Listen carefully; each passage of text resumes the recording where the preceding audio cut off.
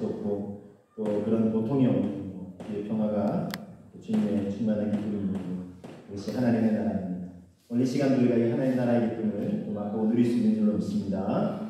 이 시간 우리에게 주신 하나님의 말씀입니다. 요한복음 15장 8절에서 11절까지 말씀입니다. 제가 가진 성경은 신약 73년에 있습니다. 하나님의 말씀을 읽어봅니다. 너희가 열매를 많이 맺으면 내 아버지께서 영광을 받으실 것이요 너희는 내 제자가 되리라.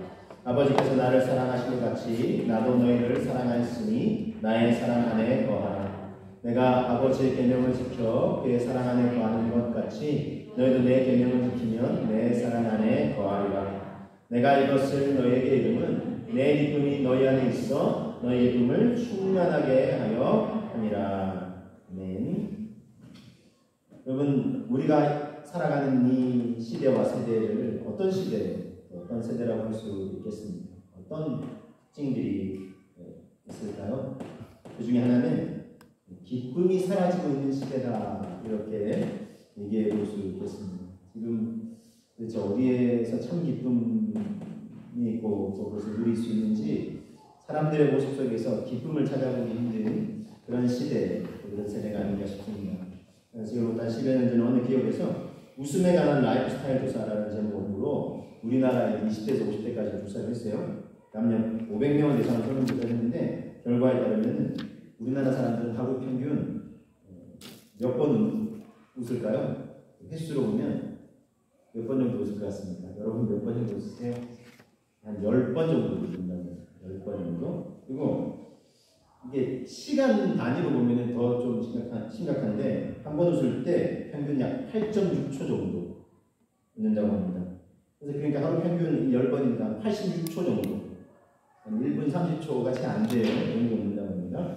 자, 이에 반해서 근심 걱정하는 시간은 남성은 2시간 30분, 여성은 3시간 30분. 그러니까 수에 또 비율이 있으니까 평균적으로는 3시간 6분 정도 걱정이지만 한데, 그러니까 여러분 하루에 약 86초, 한 1분 30초도 안 웃고 한 3시간 이상을 근심하는, 걱정하는 이런 세대고, 이게 이제 정확하게는 2008년 조사거든요. 지금만 조사는 더 심각할 거예요. 코로나 블루 해가지고 우울한 상황이 더 많이 지속된다 이렇게 고소하는 사람들이 많으니까요. 그렇고요. 참 우리의 모습을 돌아보면서, 그러니까 지금 이 시대와 세대에 필요한 게 뭐겠습니까?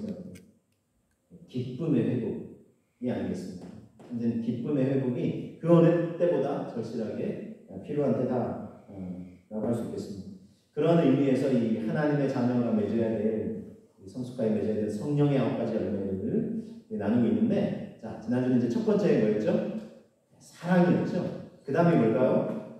네, 우리 하나님 말씀대로 시작해 볼까요? 갈라디아서 5장 22절입니다. 오직 성령의 열매는 사랑과 희락과 화평과 오래 참음과 자비와 양상과 충성과 온유와 절제니 이 같은 것을 금지할 법이 없느니라 그랬습니다.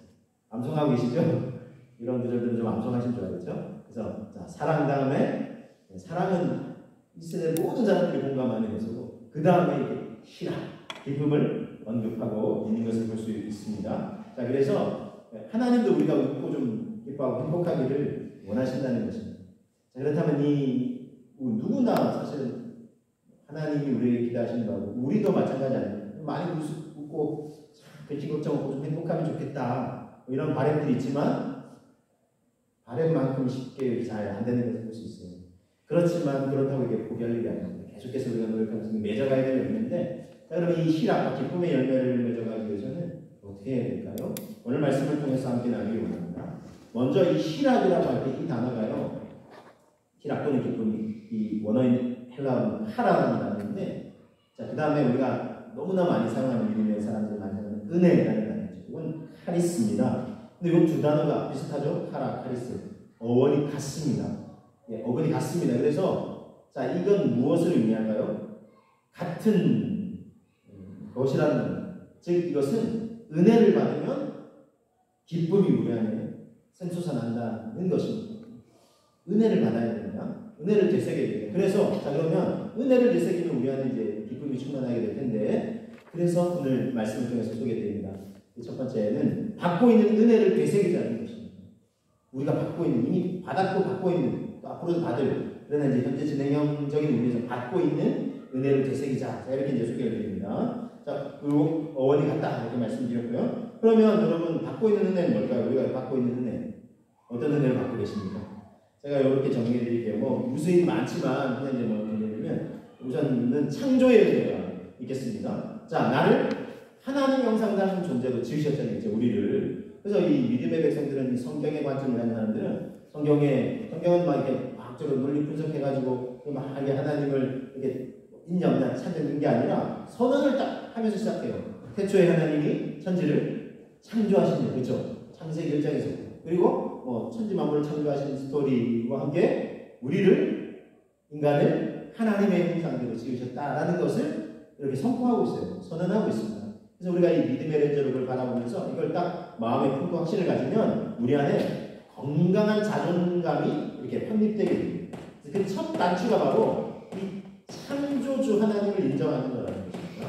창조주 하나님을 인정하는 거예요. 그래서 하나님이 천지 만물을 창조하시고 인간은 또 나를 하나님의 형상대로 창조하셨다는 사실을 믿음으로 고백하는 것입니다. 음향 상태가 좀 안 좋습니다. 이렇게 양해해 주시면 감사하겠습니다. 자, 이 창조의 은혜를 되새기는 것이고요. 자, 그래서 이사야 43장 4절 전반의 말씀에 네가 내 눈에 보배롭고 존귀하는 내가 너를 사랑하였다. 이렇게 고백을 하고 있습니다. 하나님 보시기에 보배롭고 존귀한 존재입니다. 그리고 이사야 43장 7절 말씀을 같이 한번 되새깁니다. 내 이름으로 불려주는 모든 자, 곧 내가 내 영광을 위하여 창조한 자를 보게 하라. 그를 내가 지었고 그를 내가 만들었느니라 했습니다. 하나님의 영광을 위하여 우리를 창조하셨다는 겁니다. 그리고 우리는 하나님 보시기에 보배롭고 존귀한 존재라는 것입니다. 이것을 우리가 되새겨야 되겠습니다. 뭐 우리의 환경과 상황이 어떠하든지 뭐 그거의 의무에 잡는 것이 아니라 기본적으로 우리는 하나님의 형상대로 지음받았고 하나님 보시기에 보배롭고 존귀한 존재입니다. 이 자부심을 가지시길 주님으로 축복합니다. 여러분, 구원의 은혜 역시 잊어서는 안 되는 거죠. 구원의 은혜. 자, 다른 피조물들을 지으시는 보시기에 좋았다라고 하신 하나님께서 마지막에 이제 사람을 하나님의 형상대로 지으시고는 보시기에 심히 좋았다. 막 감탄하셨고 기대를 거셨어요. 그렇죠? 청지기로서 모든 만물을 나를 대신해서 참 잘 관리해라. 보존해라. 생육하고 번성하고 하는 충만하라. 하나님이 사람의 기대를 거셨는데 참 안타깝게도 우리는 하나님의 그 기대를 저버리고 말았습니다. 사단의 달콤한 게임에 넘어가서 하나님처럼 배고픈 그 욕심에 선악과를 먹고 하나님처럼 되기는커녕 무엇이 선이고 악인지 분별을 못하는 짐승보다 못한 삶을 살아요. 죄의 본성을 지니고 살아가는 거예요. 사람들이 인생이 평생을 그렇게 살아가요. 그리고 생을 마감하는 사람들이 얼마나 이 세상에 많은지 몰라요. 근데 하나님이 얼마나 안타까우셨겠어요. 그 기대를 거셨다니까 포기하지 않으십니다. 구원의 손길을 내주십니다. 그렇죠? 그래서 당신의 아들 예수님을 보내주시고 예수님이 십자가의 피를 주시면서 우리의 죄를 대신 담당해 주셨습니다. 그리고 온 인류의 죄를 대신 담당해 주셨습니다. 그렇죠? 그래서 죄사함을 구원의 쪽으로 이루게 하셨고 죽음으로 또 끝난 것이 아니라 부활의 권능을 하셔서 우리에게 죽음을 넘어서는 부활, 평생의 소망을 누리게 해주십니다. 자, 이 구원의 은혜를 우리가 되새길 때 우리 안에 기쁨이 회복될 수 있다는 것입니다. 자, 이 C.S. 루이스 그 사상가죠. 천국과 지옥의 이론이라는 책에서 이런 이야기를 소개하고 있어요. 이 작품에서 천국문에 서 있는 수의가 있다, 문지기가 있다는데 그는 천국에 오는 사람들에게 이렇게 질문하는 거예요. 당신은 예수를 알게 됨으로써 참을 수 없는 기쁨을 가지고 있습니다. 누리고 있습니다. 예수님을 믿게 되면 구원받고 참을 수 없는 기쁨이 넘치게 되는데 그 기쁨을 가지고 있느냐, 누리고 있느냐 이렇게 묻고 있습니다. 우리는 어떻습니까? 우리를 죄에서 구원해주시는 그 주님을 믿음으로 고백하면서 그럴 때 누리게 되는 참을 수 없는 기쁨이 우리 안에 있는지 되새길 수 있으면 좋겠습니다. 그렇게 되시길 주님을 축복합니다. 죄송한데 그냥 요거만 빼고 다른 걸 좀 내려주시려고 해주시면 그 문제가 아닌가 싶습니다. 죄송합니다. 지난주까지는 문제가 없었는데 갑자기 그래서 자, 그 다음에 사랑의 은혜입니다. 사랑의 은혜. 자, 연약한 죄인임에도 불구하고 우리를 사랑해 주시는 하나님의 은혜를 절대로 잊어서는 안 되는 절대 은혜일 것입니다. 자, 하나님을 실망시켜드리는 우리를 주님은 포기하지 않으시고 우리 연약함과 죄를 다 덮고도 남을 만큼 더 크신 사랑 우리를 사랑해 주시는 것을 볼 수 있습니다. 이 사랑을 깨닫고 노래하게 될 때 우리 안에 기쁨이 충만하게 될 것입니다. 자, 이처럼 창조와 구원, 사랑의 은혜는 하나님이 베풀어 주시는 모든 은혜를 우리가 누리고 있습니다. 이 얼마나 감사하고 기쁨으로 이 은혜를 다시 한번 되새기시면서 기뻐하시기를 주님의 이름으로 축복합니다. 자, 여러분, 자, 그런데 가끔 기쁨이 시들해질 때가 있어요. 자, 여러분, 기쁨이 시들해지지 않고 더 충만하려면 어떻게 하면 될까요? 은혜를 계속 되새기면 되겠죠? 왜냐하면 은혜가 내 안에 충만하시면 이제 기쁨이 넘치게 되니까. 그러려면 어떻게 하면 될까요? 자, 하나님 말씀이 이렇게 권면한다. 요한복음 15장 9절 말씀에 아버지께서 나를 사랑하신 것 같이 나도 너희를 사랑하였으니 나의 사랑 안에 거하라 이렇게 말씀하고 있고요. 자, 11절에도 이렇게 말씀합니다. 내가 이것을 너희에게 이루면 내 기쁨이 너희 안에 있어 너희 기쁨을 충만하게 하려 함이라 이렇게 말씀하고 있습니다. 여러분, 주님 안에 또 우리가 주님 사랑 안에 가면 기쁨이 충만하게 될 것이라 말씀하고 있습니다. 그렇게 되려면 어떻게 될까요? 주님 안에 주님의 은혜와 사랑 안에 가려면 성령으로 충만해요. 우리 안에 주의 영으로 충만하게 될 때 계속해서 은혜를 우리가 되새기게 되고 기쁨이 넘치게 됩니다. 자, 요한복음 7장 37절 38절에서 말씀 보시면 명절 끝날에 큰 날에 예수께서 서서 외쳐 이르시되 누구든지 목마르거든 내게로 와서 마시라. 나를 믿는 자는 성경에 이른과 같이 그 배에서 생수의 강이 흘러나오리라. 생수의 강이 흘러나오리라 그랬어요. 목마르거든 내게로 와서 마시라고 했어요. 그러면서 이렇게 말씀을 이어가시는데 이는 그를 믿는 자들이 받을 성령을 가리켜 말씀하신 것이라. 예수께서 아직 영광을 받지 않으셨으므로 성령이 아직 그들에게 계시지 아니하신다. 성령으로 우리 안에 충만하게 되면 그 배에서 생수의 강이, 그 기쁨의 강이 흘러 넘치게 된다는 것입니다. 자, 그래서 우리가 이 희락과 기쁨의 열매를 맺기 위해서 필요한 게 있어요. 두 번째는 뭐냐면요, 성령의 충만을 우리가 간구하자는 것이죠. 왜냐하면 성령이 충만히 임하실 때 우리 안에 기쁨이 넘치게 되기 때문에 그렇습니다. 이사야서 61장 1절에 이렇게 말씀합니다. 주 여호와의 영이 내게 내리셨으니 이는 여호와께서 내게 기름을 부으사 가난한 자에게 아름다운 소식을 전하게 하려 하십니다.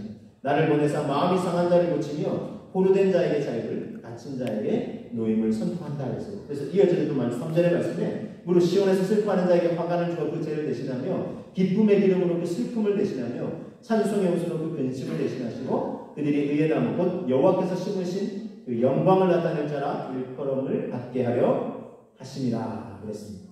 여러분, 주의 영이 임하실 때 복음이 전파되고요, 또 포로된 자에게 자유함이 전파되고 또 슬퍼하는 자에게 기쁨이 충만하게 된다는 것이 바로 성령의 역사입니다. 그래서 우리는 성령의 충만함을 위해서 기도해야 됩니다.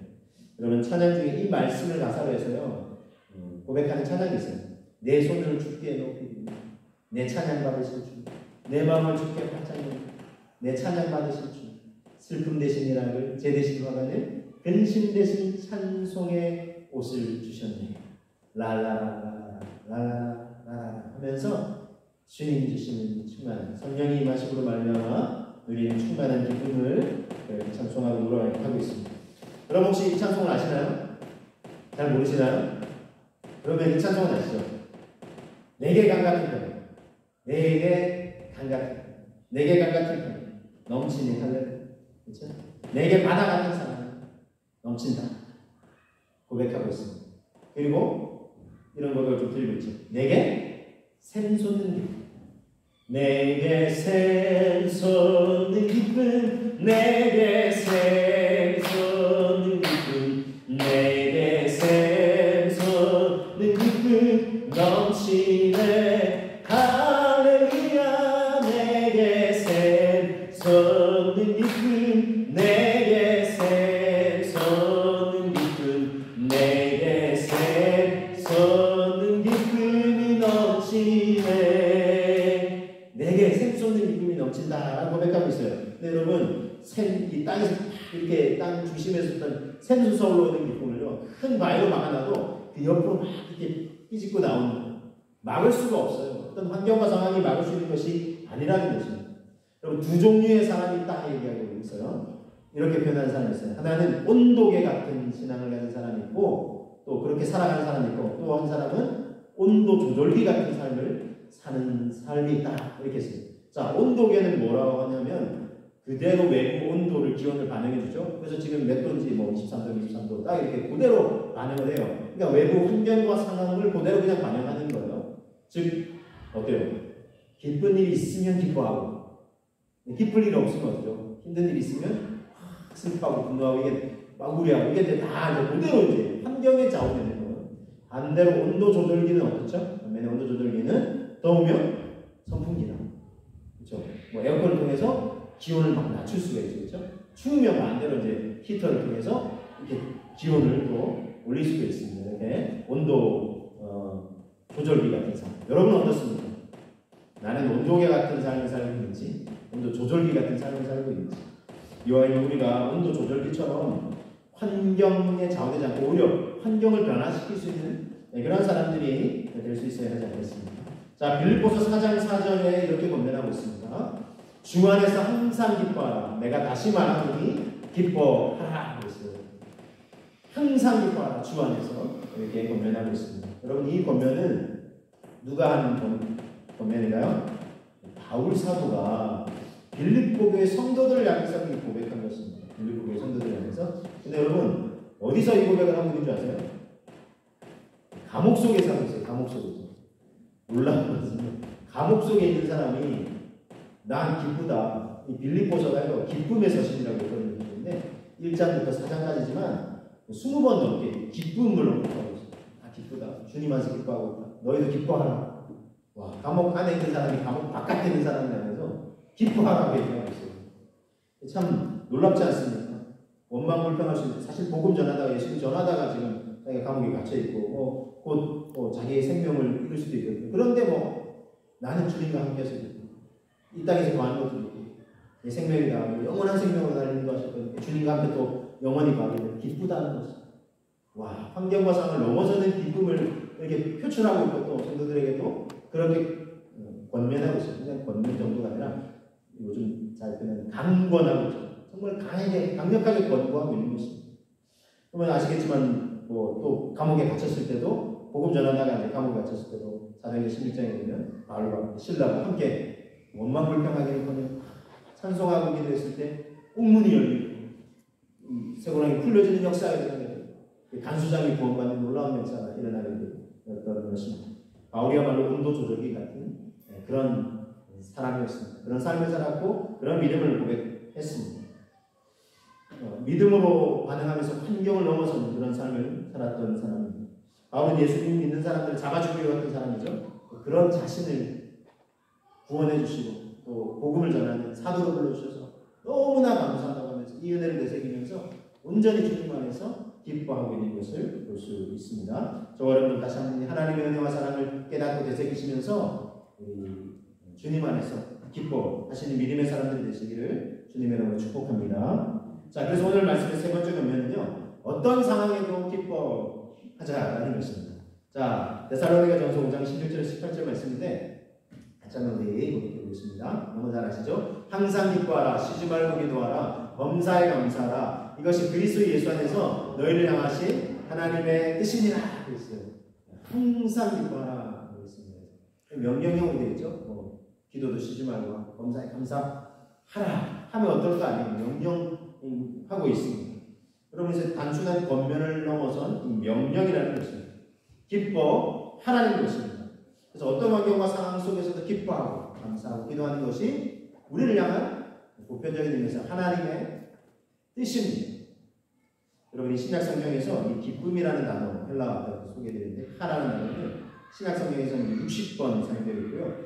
동사용어로는 기뻐하라는 72번이 사용되고 있어요. 72회는 사용되고 있어요. 합쳐서 132번 명사용, 동사용 함께 사용되고 있는데 유영모 목사님 이제 열매를 맛보는 성령 충만이라는 책에서 이렇게 이제 설명하고 있습니다. 이 단어를 기쁨의 헬라어 카라는 세상에 여전히 모순이 존재하고 악이 존재하고 내 삶 속에 고통이 남아 있지만 구원주, 구세주가 오신다는 기쁨에서 오는 기쁨을 말합니다.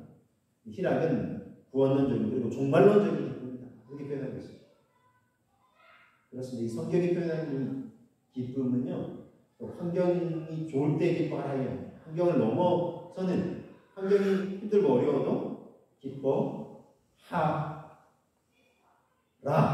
명령은 그죠? 할렐루야, 여호와를 찬양하라.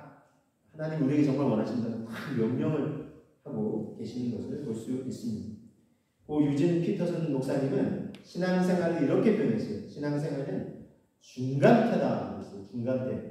이게 무슨 말이냐면 우리 수동태, 능동태 아시죠? 수동태는 내가 이제 은혜를 입는 거예요. 하나님이 은혜를 베풀어 주신 거예요. 하나님이 능동적으로 하시고 나는 그냥 피동적으로 수동적으로 은혜를 받는 거예요. 이걸 이제 수동태라고 합니다. 반면에 능동태는 내가 하는 거예요. 내가 적극적으로 내가 수고하고 애를 쓰는 거예요. 내가 해야지 뭐. 그럼 또 이게 한쪽을 강조하게 되면 균형을 잃으셔요. 수동태만 강조하게 되면 하나님이 다 하실 텐데 그러면서 나는 너무 그냥 수동적으로만 머물게 되고 또 반면에 너무 능동적으로만 나가면 하나님이 역사하실 여지가 없는 거예요. 내가 다 하니까 내가 하고 내가 꼼꼼하게 해가지고 너무 완벽주의적인 사람들 막 해가지고 하나님이 역사하실 여지가 없는 거예요. 그래서 어느 이제 그 교육학자는 100% 계획을 철저하게 짜고 준비하라. 그러나 성령님이 역사하실 여지는 남겨두라고 했어요. 자, 그래서 이 균형을 잡는 게 중간태라는 거예요. 이게 뭐냐면 마치 농부가 풍성한 결실을 위해서 땀을 흘리고 수고해요. 이건 이제 자기가 하는 능력으로 하는 거죠. 그렇지만 그의 농사가 풍년이나 그걸 보장을 못해요. 왜 그렇죠? 날씨와 환경을 중간하시는 분 계시잖아요. 그렇죠? 하나님의 은혜가 있어야 되는 거죠.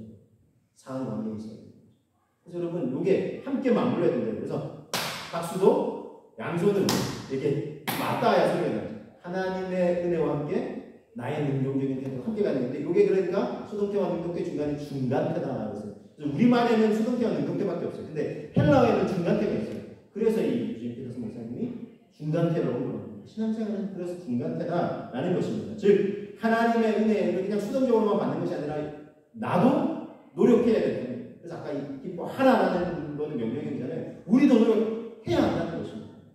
그래서 여러분 찬양 중에 이런 찬양이 있어요. 찬양하라는 거예요. 찬양하라는 내 속에 있는 것들은 다 찬양하라. 기뻐하라네요. 기뻐하라네요. 내 속에 있는 것들은 다 기뻐하라. 내 속에 있는 것들이 명령이에요. 내 온몸을 하면서 막 명령을 해요. 그러면 우리가 이 명령을 우리 입술로 또 이게 고백하면요. 놀라운 언어의 능력이 있어요. 그러면 이게 정말 우리의 온몸이 받는 거예요. 그래서 기뻐하라는 거예요. 그래서 어떤 분이 저 좀 굉장히 친분이 있는 분인데 새롭게 사무실 하나 내셨어요. 그래가지고 주변의 분들이 축하한다 이렇게 하면서 뭐가 필요하냐고 그랬대요. 그래서 이분이 자기는 누가 선물 주고 이런 거 5가지 사랑의 언어가 있잖아요. 그래서 스킨십이 있고 칭찬하는 말이 있고 또 이제 또 선물 그 중에 하나가 함께 시간 보내는 공사 섬기는 선물이 있는데 자기는 이 체크를 했는데 0이 나와요. 그러니까 누가 자기한테 준다고 자기 기뻐하고 이런 사람이 아니에요. 그래서 자기한테 묻더래요. 사무실 했는데 뭘 이렇게 필요하냐고 해서 자기 진짜 농담으로 그냥 흘려가는 말로 필요 없어요 이렇게 얘기하면서 필요하면 냉장고가 필요할까 이러면서 진짜 자기는 정말 이게 진심이 아니라 그냥 얘기를 했대요. 그냥 농담으로. 근데 며칠 지나서 어디 소포가 하나 그 택배가 하나 오거든요. 배달이 하나 오고 그게 뭔가 물론 큰 냉장고는 아니지만 조그만 냉장고 있잖아요. 그 냉장고가 진짜 배달이 되겠다는 거예요. 그분은 진짜로 이제 냉장고를 보내주시는 거예요. 그래서 자기가 이제 깨달았다. 말을 조심해야 되겠다. 야, 말하는 대로 되는구나. 여러분 언어에 있는 능력이 있어요. 그래서 참 우리가 이제 어떤 말을 하느냐에 따라 참 중요해요. 어쨌든 우리가 기뻐하라. 내 몸을 향해서 내 온 세포를 향해서 내 속에 있는 모든 것들아 기뻐하라. 그럼 우리도 좀 선포할 수 있으면 좋겠어요. 그래서 어떤 분이요 매일 웃으면서 기쁘게 좀 생활하면서 살자라고 요일마다 좀 이렇게 되새기면 어떨까 하고 제안을 하시고 있습니다. 자, 그래서 월요일은 원래 웃고 화요일은 화날 때도 기뻐하고 화날 때도 있잖아요. 저 집에 있죠. 그때도 좀 기뻐하고 수요일은 수수하게 웃고 목요일은 목청록돼서 노래하고 금요일은 금세 웃고 토요일은 톡톡 튀듯 즐거워하고 주일은 주님과 함께 기뻐하자. 이게 말장난 같지만 여기 기억하기 쉽잖아요. 저도 이제 만기할 때 이런 연상된 월화수목금토 주일. 자, 오늘은 무슨 요일이죠? 우리 주일입니다. 그렇죠? 주님과 함께 기뻐합시다. 할렐루야. 여러분 라면 좋아하세요? 라면? 세상에서 제일 맛있는 라면이 무슨 라면인지 아시죠? 주님과 함께라면. 주님과 함께라면. 주님과 함께라면 우리가 삶에 좀 환경이 녹록지 않아도 힘들어도 우리는 좀 기뻐할 수 있지 않겠습니까? 그래서 여러분, 왜냐하면 우리를 너무나 사랑하시고 우리를 구원해 주시고 우리 이 땅에 평생 함께 해주시고 영원한 생명 주시면서 천국에서도 영원토록 우리와 함께 보자고 하셨습니다. 얼마나 감사하고 기뻐요. 우리 연약하고 부족한 데도 많아요. 사람은 좀 연약하고 부족하면 좀 나도 자신이 없어지고 내가 사랑받지 못하는 건 아닐까 이 생각하잖아요. 근데 우리 주님 아니잖아요. 연약함 아시면서도 다 사랑해 주시고 그렇죠? 얼마나 참 놀라요. 우리가 이 사랑을 받고 있다는 것입니다. 그래서 여러분 우리가 주님과 함께라면 우리의 시선이 생각이 주님을 향하면 환경과 상황을 넘어서는 기쁨을 우리가 누릴 수 있어요. 그래서 이걸 자꾸 훈련해야 돼요. 그래서 여러분 자꾸 훈련이 필요해요. 시선이라는 찬양이 있어요. 우리의 보는 그 시각 시선. 이제 김명선이라는 분이신데 찬양사역자분이신데 이분이 사실 이제 몇 해 전 좀 아픔을 겪으셨어요. 사랑하는 남편을 하나님 품으로 먼저 보내드리는 아픔을 겪으셨어요.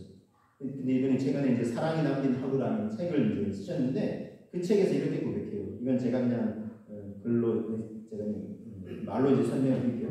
눈이 부셔서 앞을 볼 수 없을 만큼 태양이 강렬했던 어느 여름 남편은 이 땅에서의 수업을 마치고 진정한 여행을 떠났다. 죽음이 무엇인지 아니 정확히 말하면 영생이 무엇인지 내게 가르쳐준 그 시간을 통해 나는 새롭게 태어났다.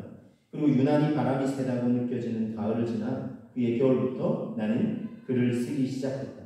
무언가를 이해해 보려고 썼고 이해받고 싶어서 글을 썼다. 쓰다 보니 그것은 시가 되었고 기쁨의 노래가 되었다.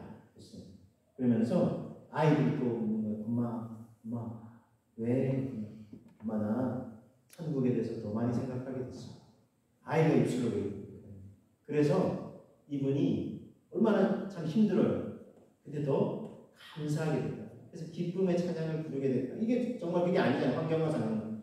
그러면서 이렇게 아이들도 천국에 대해서 더 많이 생각하게 됐다는 고백을 듣고 나는 사랑하는 남편이 하나님 부르심 받았지만 마치 함께 천국에 있는 것 같은 기쁨이 솟아났다. 그러면서 이 책에 딱 펼쳐보면 처음에 10편 30편 5절 저녁에는 구름이 깃들일지라도 아침에는 기쁨이 오리로다 이렇게 하면서 시작하고 있어요.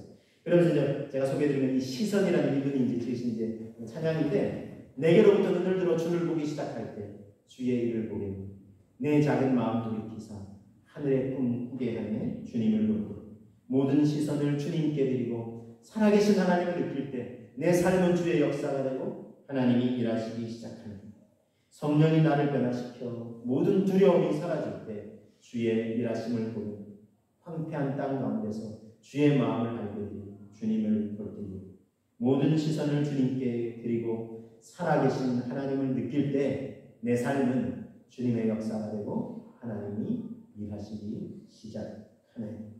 여러분 그렇습니다. 우리의 시선을 이 땅이 아니라 이 땅의 환경과 상황이 아니라 눈을 들어 내가 산을 향하여 눈을 들리라 이렇게 고백하잖아요. 나의 도움이 어디서 올까? 나의 도움은 천지를 지으신 여호와께서. 나의 시선을 탁 들어서 주님을 바라볼 때에 환경과 상황을 넘어서는 사방팔방이 다 막힌 것 같아요. 네, 여러분 그때 어떻게 하고요? 눈을 들어 산을 하나님을 바라보라는 것이죠. 우리 시선이 하나님을 향하게 될 때에 이 땅에서의 슬픔과 아픔과 힘든 그런 것들이 있잖아요. 우리를 자꾸 힘들게 하는 낭만케 하고 낙심케 하는 그렇죠? 근데 주님을 바라보라는 거죠. 베드로가 주님을 바라볼 때요 물 위에도 이렇게 걸을 수 있었는데 내가 지금 무리를 걷고 있는 그 환경을 바라보는 순간 물속에 빠져서 호적거리기 시작했어요. 여러분 우리도 그렇습니다. 우리가 환경과 상황을 바라보는 순간 우리는 그 환경에 빠져들고 환경이 어려우면 너무나 힘든 거예요. 그래서 도대체 기뻐할 일이 없는 거예요. 기뻐할 수 있는 근거가 있다면 이유가 있다면 우리의 시선을 주님을 바라보는 것입니다. 그럴 때 우리 안에 환경과 상황을 넘어서는 기쁨이 우리 안에 충만하게 될 것입니다. 앞서 지지직 좀 소리가 났는데 한편도 좀 마음 불편한 마음이 있었지만 제가 한 가지 이야기가 떠올랐어요. 뭐냐면 어떤 여성이 이제 하프 있죠. 하프 이렇게 큰 악기인데 탁 세워가지고 이렇게 줄이 몇 가지 있어요. 그래서 줄을 튕기면 아름다운 선율로 이제 연주를 하는 건데 이제 몇 가닥 줄이 있어요. 근데 줄이 땡 떨어졌어. 하나 끊어졌어요. 근데 그러면 소리가 온전하지 않잖아요. 근데 또 하나 딱 끊어졌어요. 또 하나 또 끊어졌어요. 그래서 줄이 딱 한 줄밖에 안 남았어요. 그런 그림을 화가가 그렸어요.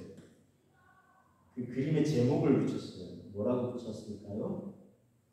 여러분 뭐라고 붙이고 싶습니까? 만약에 제목을 붙여보라고 한다면 줄 다 꺼내주고 한 줄 딱 남았네요. 뭐라고 붙였을까요? 절망? 낙담? 근심? 한숨? 아니에요.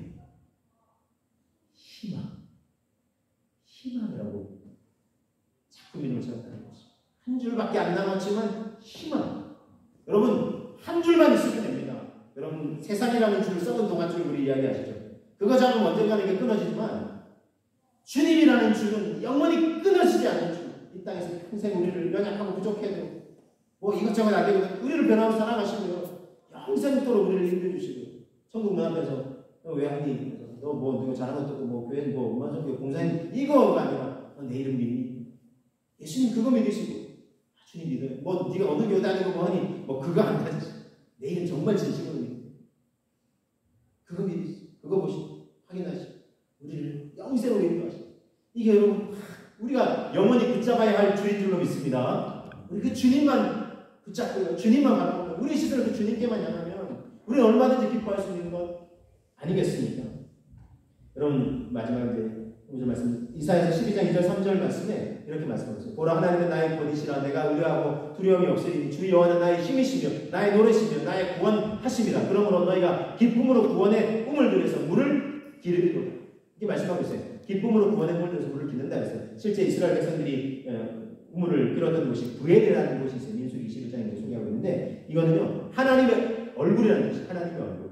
그래서 우리가 하나님의 얼굴을 바라볼 때 기쁨의 우물에서 물을 기를 수 있다는 거예요. 그래서 하나님의 얼굴 바라볼 때 우리 그 내면에 있는 아까 성령이 말씀은 내에서 샘수의 강, 기쁨의 강이 터져나오는 샘솟는 기쁨이 넘친다는 거죠. 저와 여러분이 다시 한번 어떤 환경과 상황이 아니라 주님을 바라보심으로 말미암아 주님이 우리 안에 주의 영으로 거하시고 우리 안에 샘수의 강이 터져나오는 것입니다. 환경과 상황을 넘어서는 참 기쁨을 가질 순간이 누리게 하십니다. 하나님 나라의 기쁨을 맛보고 누리시면 이 열매로 하나님을 기쁘시게 드리고 우리 주변에 모든 사람들은 함께 웃을 수 있는 그런 귀한 하나님의 삶을 다 되시기를 주님의 이름으로 축복합니다. 그렇게 되게 해달라고 우리 함께 기도할 수 있기를 원합니다. 받은 은혜를 창조하고 구원의 사랑의 성령의 충만함을 슬픔 대신에 희락을 주시는 주님께 우리 기뻐하고 감사하고요. 우리 시선을 주님께로 향할 수 있도록 주님 역사하여 주옵소서. 우리 함께 기도하며 나아가겠습니다. 기도하겠습니다. 이 시간 기도하고 주님